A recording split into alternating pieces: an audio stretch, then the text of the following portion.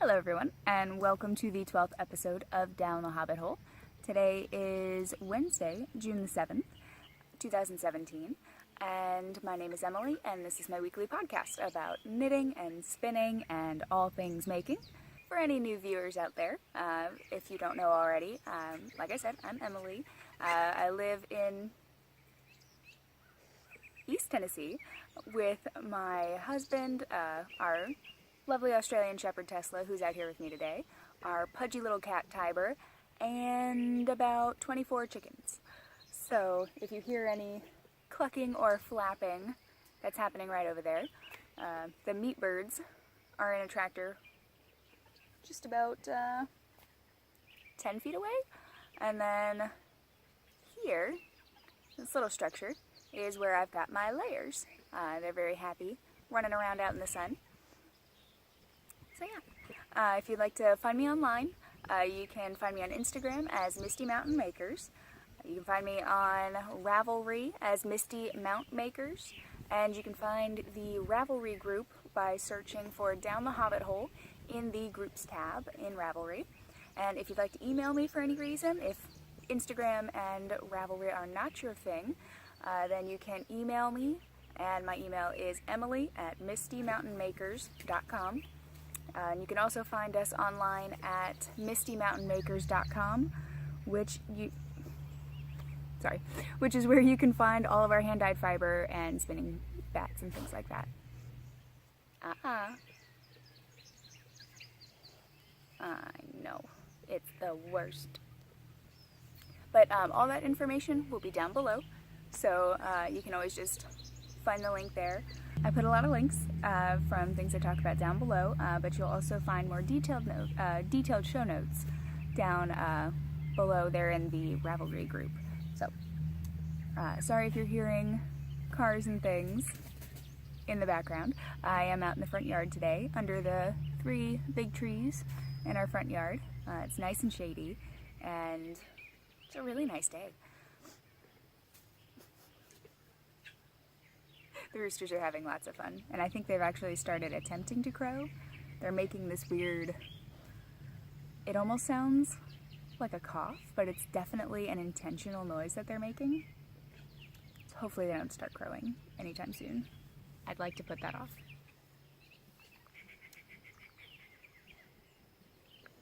Today I am drinking Twinings Earl Grey with lavender, and it's fantastic. I didn't like Earl Grey until I tried this, and this is one of my favorites. I will definitely be getting more because I'm down to like 3 packets. If you haven't tried it, you definitely should. Right, and so before we get started with all of the knitting, I wanted to do a quick update on my progress with the There and Back Again cowl.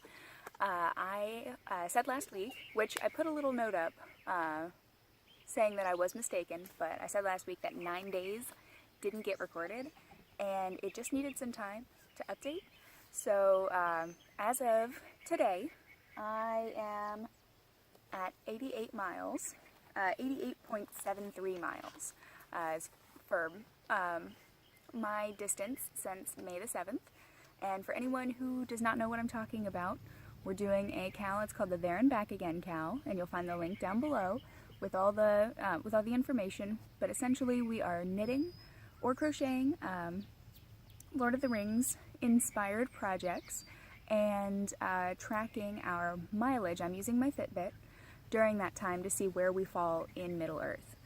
So that places me in the Old Forest. So right now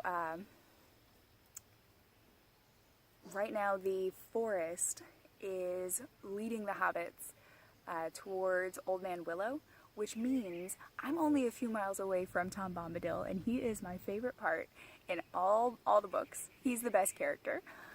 He's this goofy man who runs around in a blue coat and bright yellow boots, and Tim and I always think of Magic Man from Adventure Time when we think of Tom Bombadil, except Tom Bombadil is not a jerk, and Magic Man definitely is. I need to get out my books and start listening, but I really like being behind the mileage as far as the books go, so I might actually start physically reading them, but I don't have any e-copies. So I I'd have to actually hold the book and my knitting at the same time, and that doesn't seem likely. So for my project, for the cowl, and I've showed this before, but I figure I'd kind of go over the pattern again. This is the Traveling Woman Shawl. Has a beetle on it. And here it is. And that's by Liz Abenanti. Sorry, I mangle it every time. And it doesn't really look like it's that hard of a name to say. But it's, I believe, $6 on Ravelry. And it's a fantastic pattern because you get different sizings. So it's the same pattern, but they have multiple sizes for 4 different yarn weights. So you can do it in lace, fingering, DK and sport are held in the same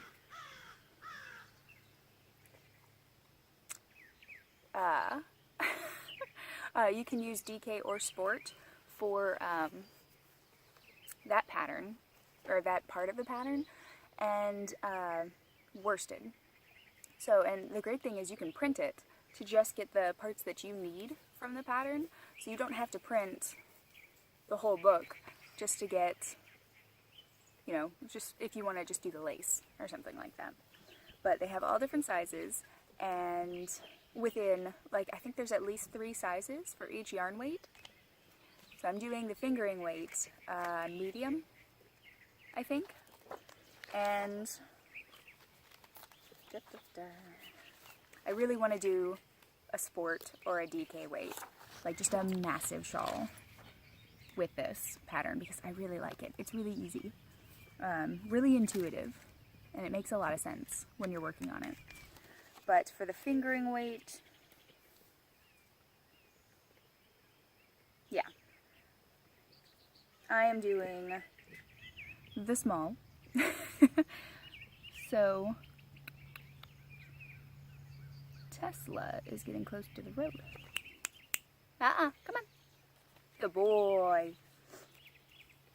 So that means there are 2 charts, and so I've got to do 3 repeats of the first chart, and then the last chart is just the final chart, so you just do it the once. And so I am partway through the second of the 3 repeats. So let me actually get that out and show you instead of just talking about it.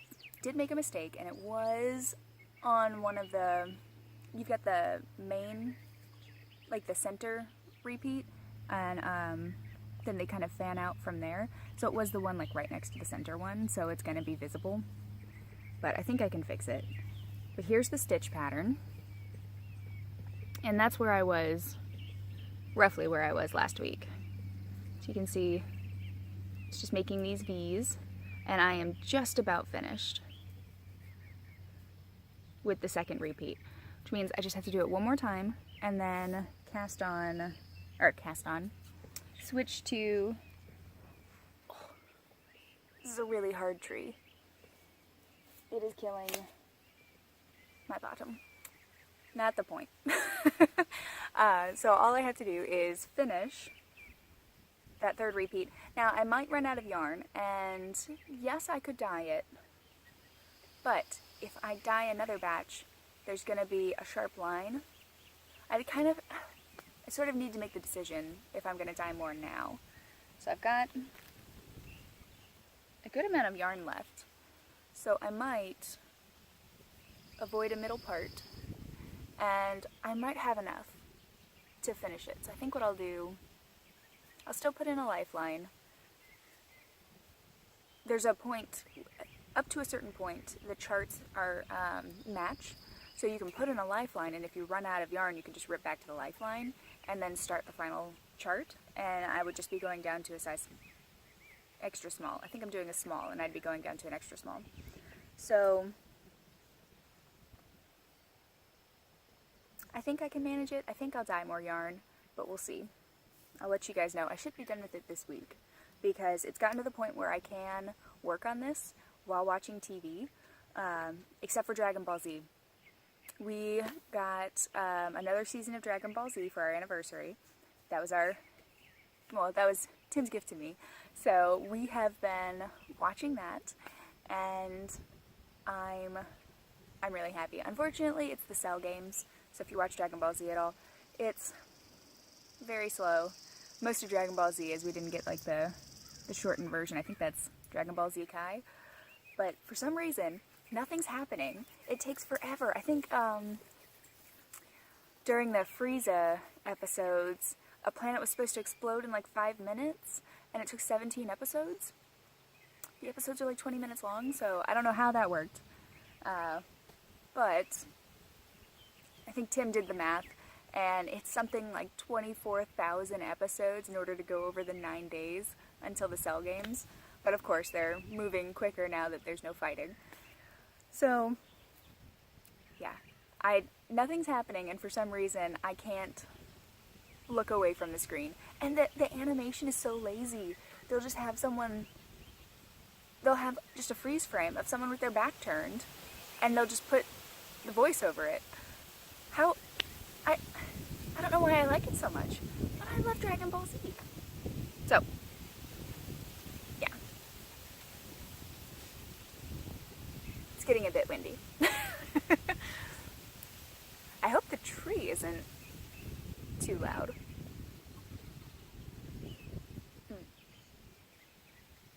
I feel like nature's insisting on a middle part today. So that's this. We're getting close. Should be done soon. Hopefully I'll be able to show it to you as a finished object next week. Due to technical issues, we will be picking back up today.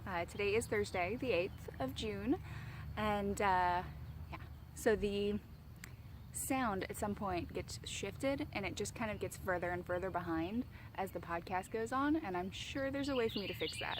I'm sure there is. But at this point, I think it'll take me about 2 hours? I'm not very quick with the video editor.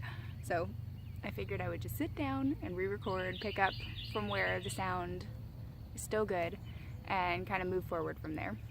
I am currently in my workout gear, so sorry about that. I'm kind of looking like a mess. Tim and I just worked out, and he left for work a little while ago.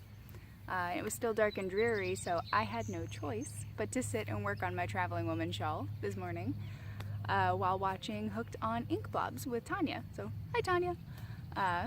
She has lots of beautiful yarn. I think all of my neighbors are going to work now. So I was watching Hooked on Inkblobs, and Tanya just got in a ton of beautiful yarn, including yarn to make a Hufflepuff scarf, which I think is going to be, based on the yarn she's picked out, it's going to be awesome. She picked out colors, the 2 different shades of gray, so she can have that kind of heathered look, and she got 2 skeins of yellow, and one she's going to dye a little more orange. So I'm excited to see how the scarf turns out.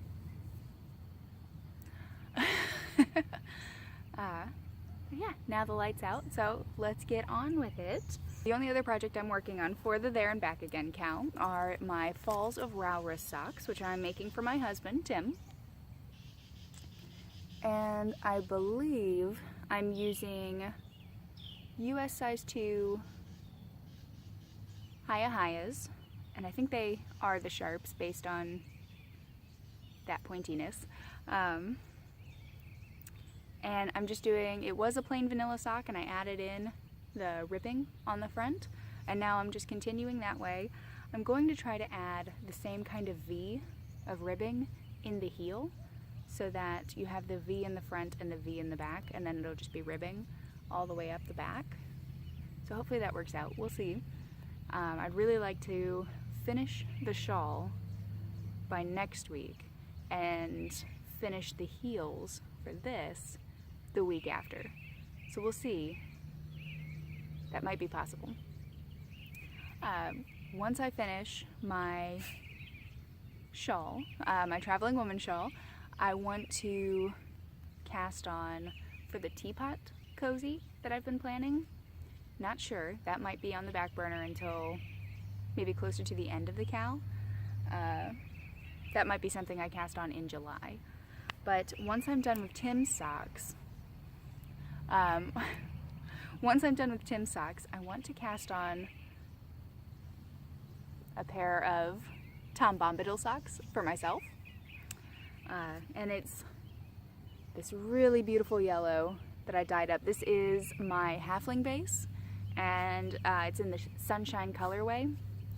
So it's just a bright, glorious yellow, and I really want to have some socks. And if you've only seen the movies, then you won't know who Tom Bombadil is, because they cut him out, and I can understand why.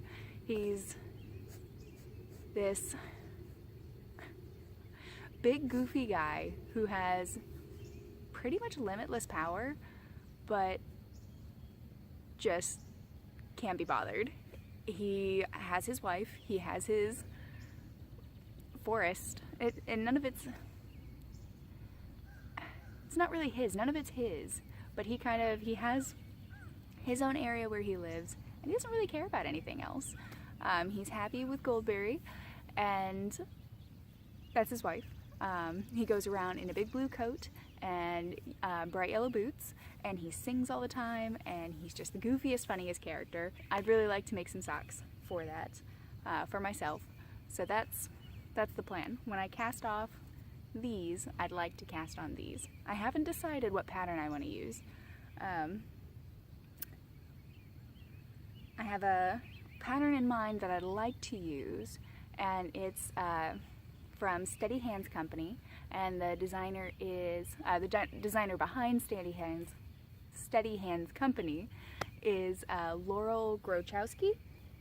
Yes, Laurel Grochowski, and she came out with the Kings County socks, and it just came out yesterday, and it's really reasonably priced for a sock pattern, and I'll link it down below.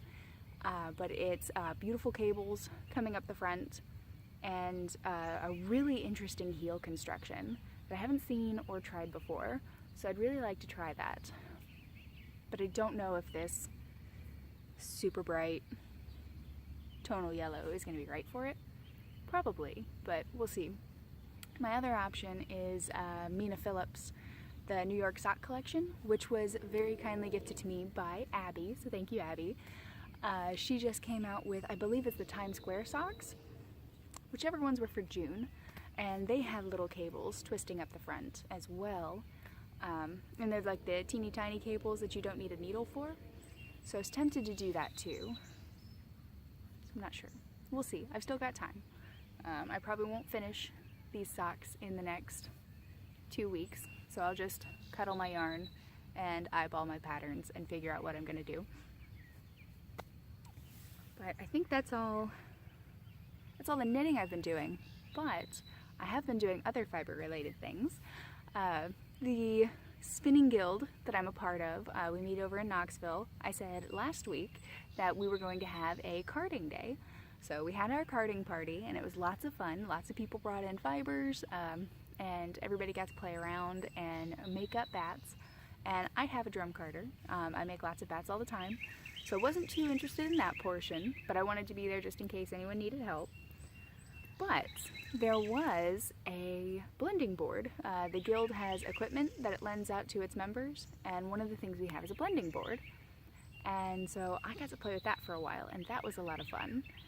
And I will say that for personal preference, I'm not a big fan of Rolags, and I figured this out at the last, or because of this, getting to try it out. I am way too rough with my fibers to have Rolags. They fall apart, and in fact, now I just carded these up on Saturday, so it hasn't even been a week, and look at this. It's all stretched out and sad looking. It is no longer pretty. I'm a little disappointed.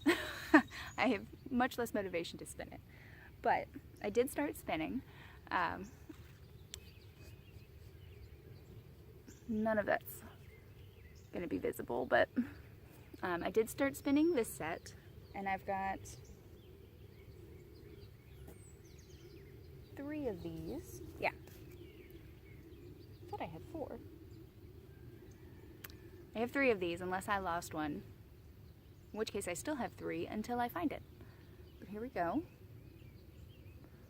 And I really like this blend. but I made a blue version first, and I think this one's my favorite. I saved this one. Although now I'm wondering if I should have, because these are going to be in terrible shape if I don't do something before I spin them. But there we go. And it's hard to see, there are some other colors in there. I'm really excited to see how this turns out. This one's in a little...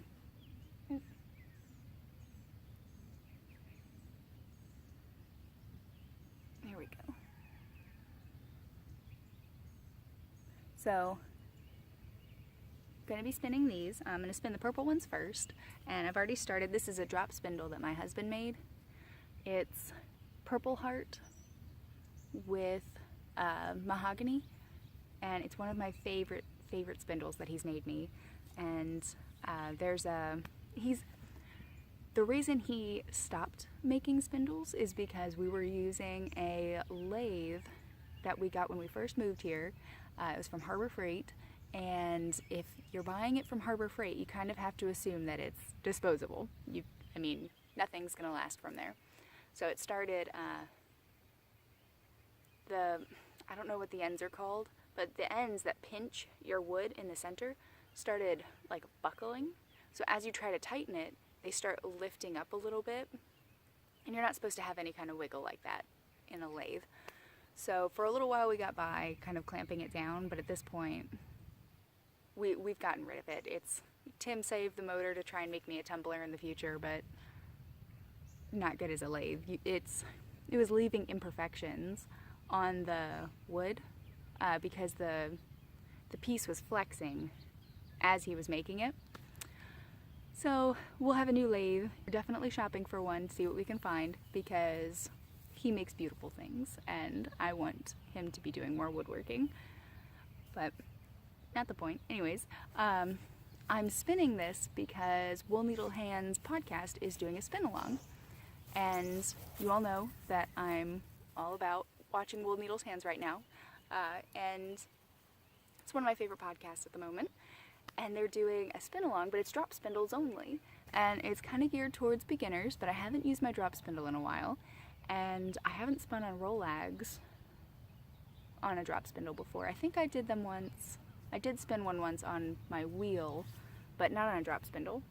So that's what I'm spinning these for, and it should be fun. I'm excited about it, and hopefully I'll have some good progress with that.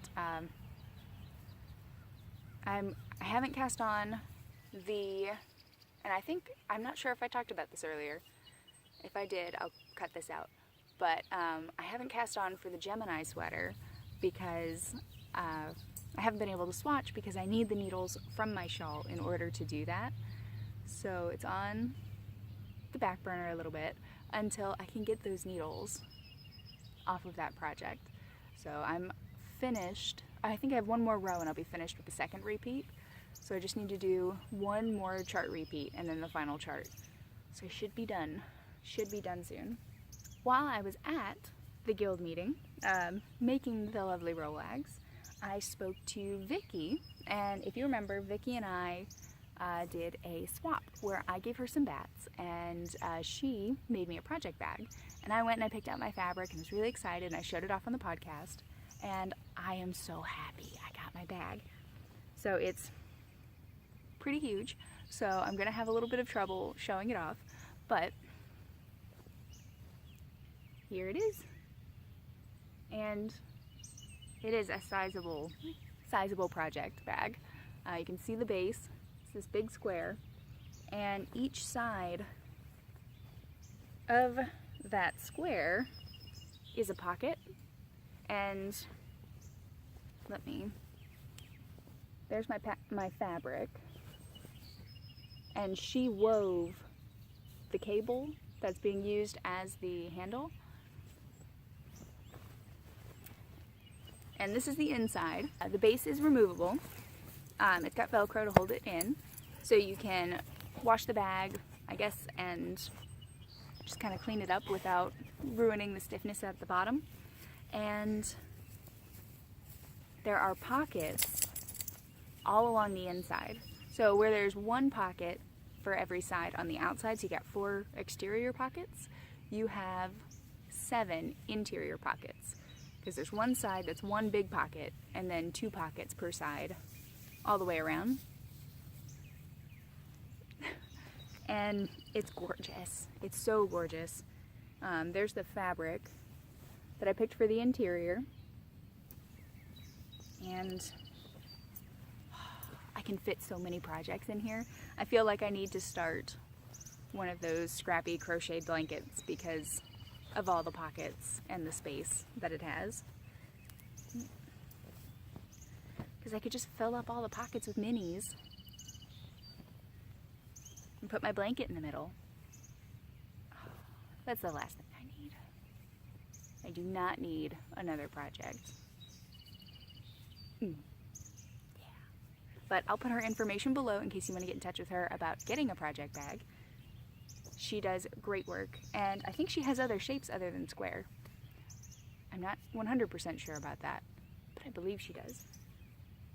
Oh, I almost forgot. So the project bag, and I did not know this at the time, it actually comes with this little needle case, and she did such a good job of lining up the fabric. So I'd have the little blue sheep on front, and it opens up, and then it's that same contrasting fabric, and I think this is like a polar fleece or something. I haven't put any needles in it yet, but it's so cute, and it fits perfectly in the smaller interior pockets.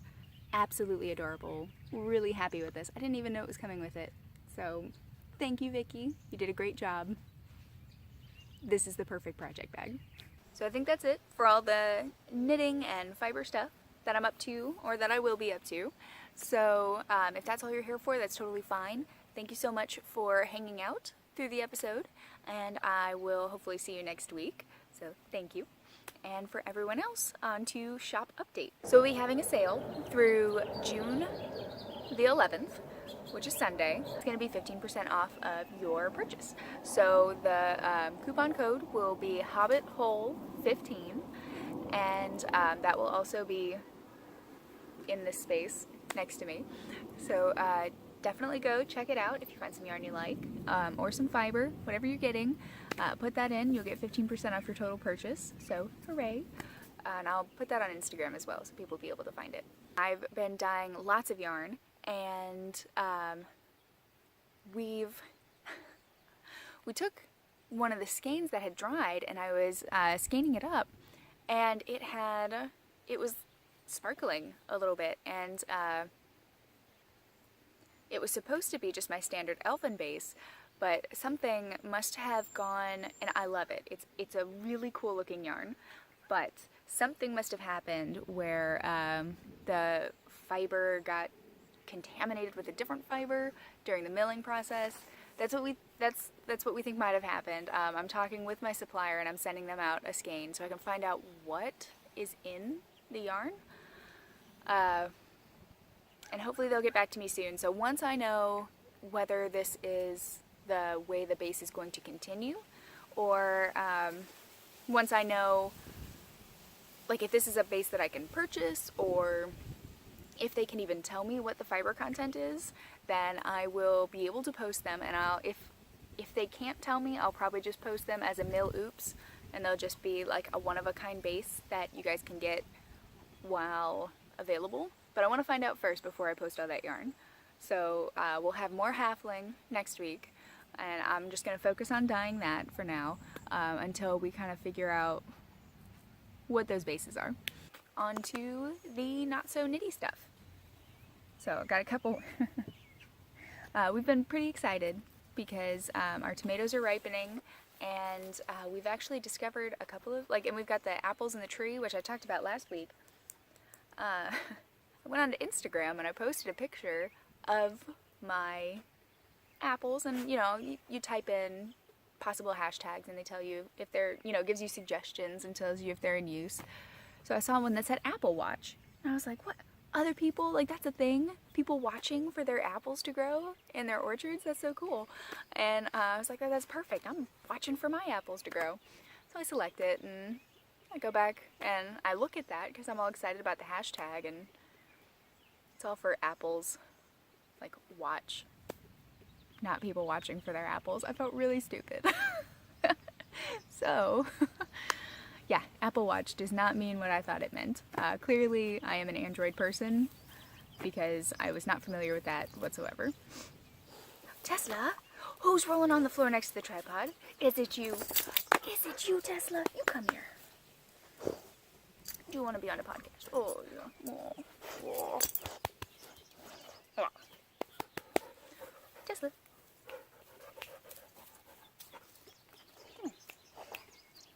Oh, Tesla. Who's that? Oh, this is Tesla. Oh. He's been missing the past few podcasts because he likes to just, it's been so hot, and he likes to just sit right next to the tripod and pant, which I'm sure is not the best background noise. And now he's jumping around with a toy. But yeah, oh, and we found blueberries. So we have 5 blueberry bushes that are planted that way, and my mom got them for my birthday, so thank you, Mom.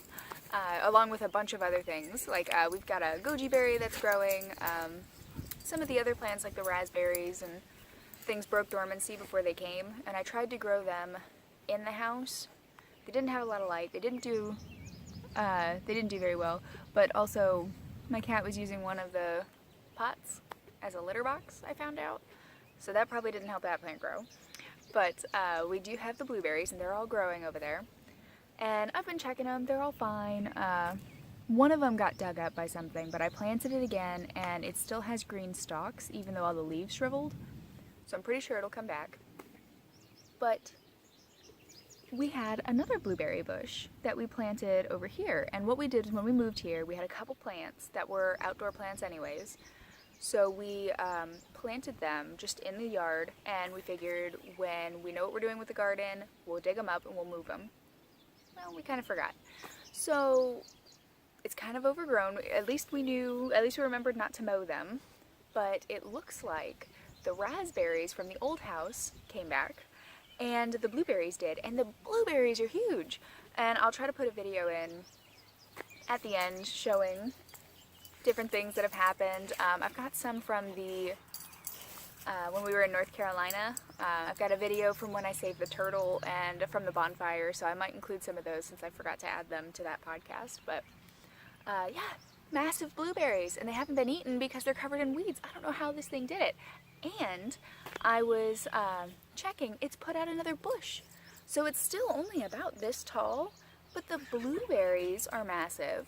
And they're just clumps all over it. I feel like the poor thing's gonna fall over. So once it's done with the blueberries and it kind of settles for the season, we're gonna take it and move it where it's supposed to be with the other blueberries. But I'm excited. I want to eat all the blueberries. Yeah. Okay. And then, oh, Gaston has been busy. For those of you who don't know, Gaston is our resident turkey. He's not ours. He just lives here and does not care that we live here. He'll walk out right in front of you and just do his, he's got a track that he walks around the property. So he comes out by the driveway and walks his way down, comes all the way down to the apple trees, across into the side pasture, and then we'll hear him gobbling somewhere that-a-way. But I saw yesterday while I was doing some dishes, a turkey go by with all these little teeny, like you couldn't even see them. They were just hidden in the grass. They were these teeny tiny little turkey puffs. And she, like when I first came out, she was a little nervous and she walked into the woods a little bit and the little puffs just kind of stayed near the wood line, popping about, which you can't see them very well in the video unfortunately, but she just watched me for a while and then came back out and continued nibbling and doing her thing. So yeah, Gaston's been busy. Cute little baby turkeys. I don't remember what the name is for a baby turkey, but they're so cute. What else? We got Dragon Ball Z. I talked about that earlier, and we've been having lots of fun watching that. Knit and Public Day is coming up, so that's on the 10th, which is Saturday. Oh, huh. So I did get the dates right. Yes, so that's on the 10th. And we are going to go on a hike and possibly stop somewhere, and I'm going to bring my knitting with me and knit as much as possible. I don't know the name of the hike that we're going to do, but I know it ends in like 3 waterfalls that you have to go off the track to find.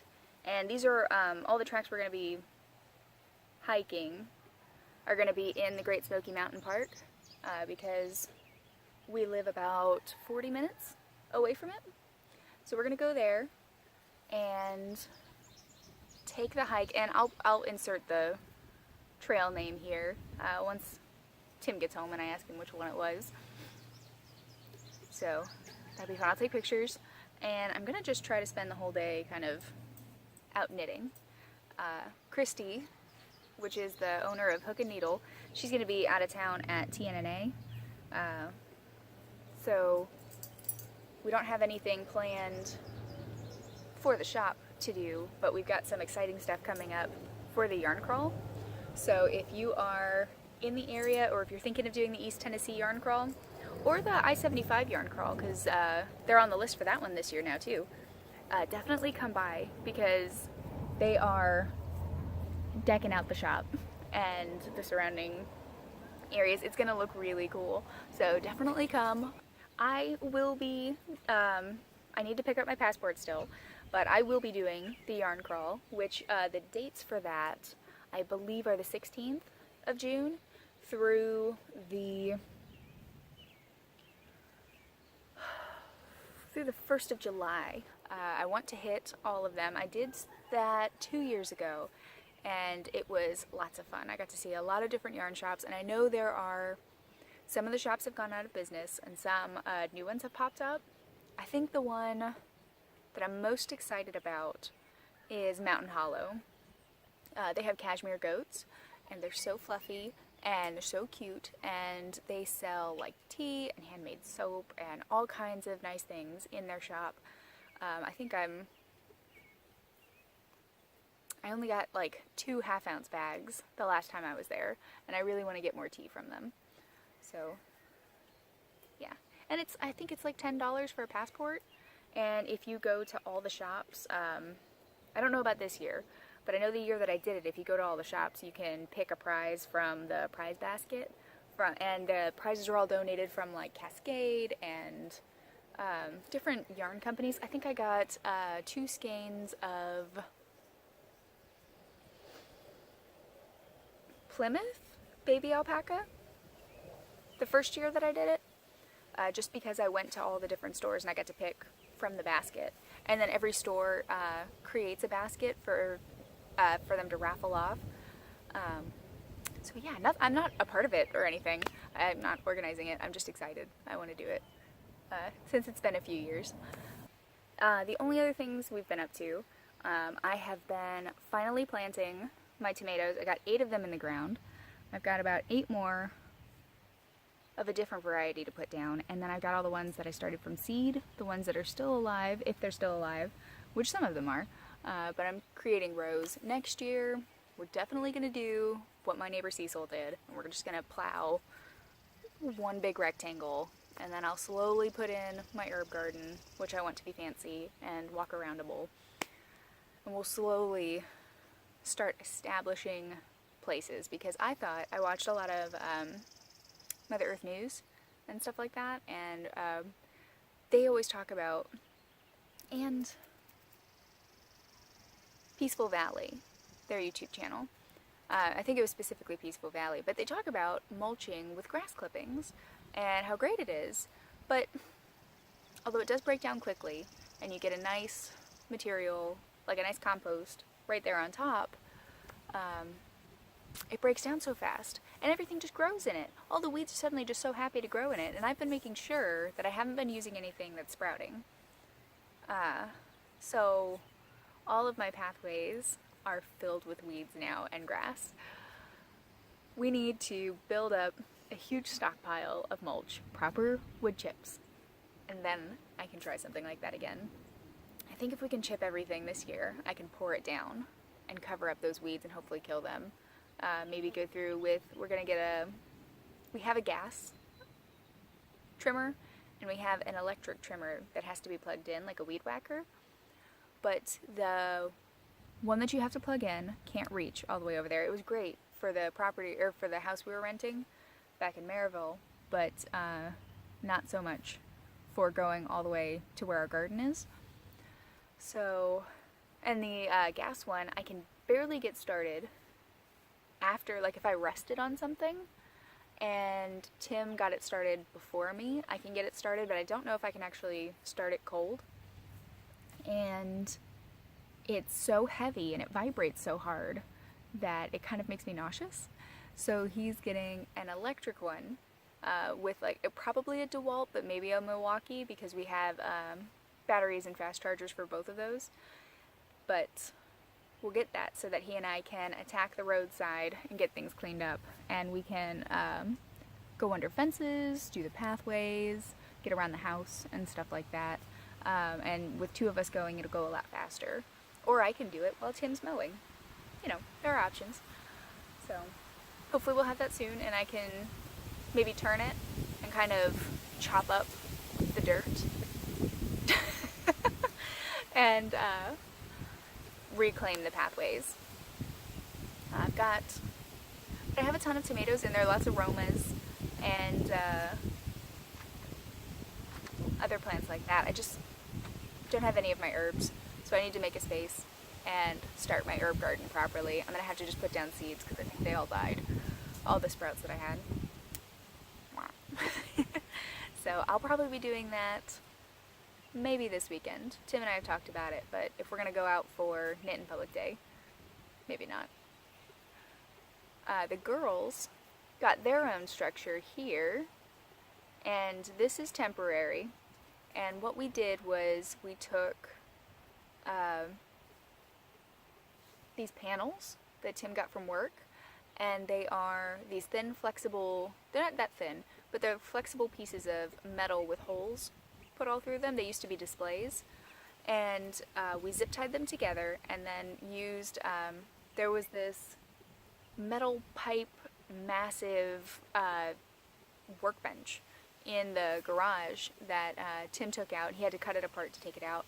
So we rammed in two of those posts.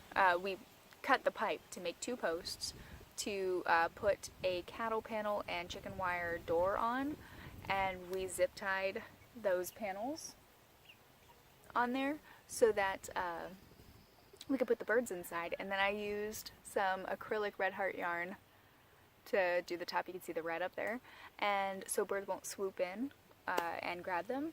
So it's working well so far. It got the girls out of the brooder, and they have been so happy. We had a dog carrier that I took apart and flipped it over so that, and they're raised up a little bit on cinder blocks because this is the most redneck thing we've ever built. And yeah, they can run inside, they've got shelter, their food's covered, and they have just plenty of space in there for them to run around, eat some greens. We bring them kitchen scraps. The little spider's building a web between my phone and the tripod, and I don't mind, but I don't want all his work to go to waste. Come here, buddy.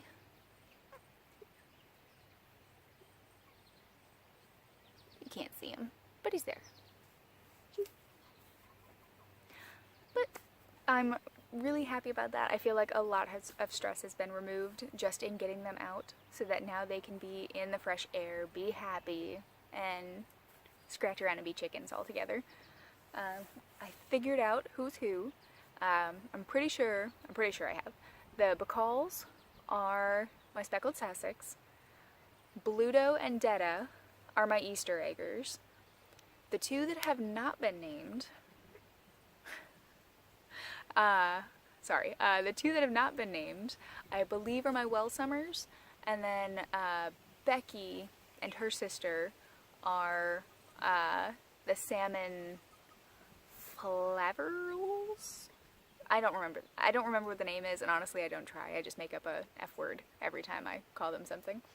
But they're all in there, and I don't know if I talked about Becky.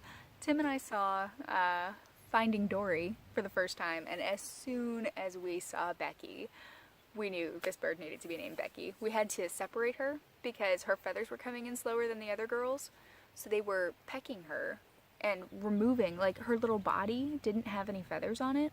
We thought it might have been stress, but once we took her out, they weren't doing it to anyone else.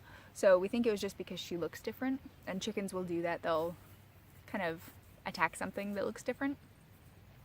So we got her separated, and now she's just kind of beautiful, except for her mutton chops that stick out. They're kind of ragged, but yeah, she's still Becky. So we still have 3 birds to name. Gotta figure that out. The boys haven't been named, but for good reason. But the girls, I still need to name those 3. We'll see. The 2 Wellsummers might end up with a name like the Bacalls, just because they look so similar. I guess I could give them different colored ankle bands, but it's kind of fun just giving them the same name. So I think that's everything we've been up to. So I think that's the end of the episode. So don't forget, we've got that sale going on at MistyMounTMakers.com for 15% off of your total purchase. And use the code HobbitHole15, and you'll be able to save 15% off your total purchase, no minimum. And I'll follow me on Instagram, it's MistyMounTMakers, if you want to see what we're doing for Knit in Public Day or what we're working on throughout the week. And if you're working on anything for Worldwide Knit in Public Day on this Saturday, June the 10th, definitely let us know. You can post it in the chatter thread if you're going to work on your project for the There and Back Again Cal, or you can post it in the episode thread, or just below here on YouTube if you want to. Wherever you want to do it, I'd love to see what you guys are up to. Thanks for sticking with me through the whole episode, and I will hopefully see you guys next week. Happy making!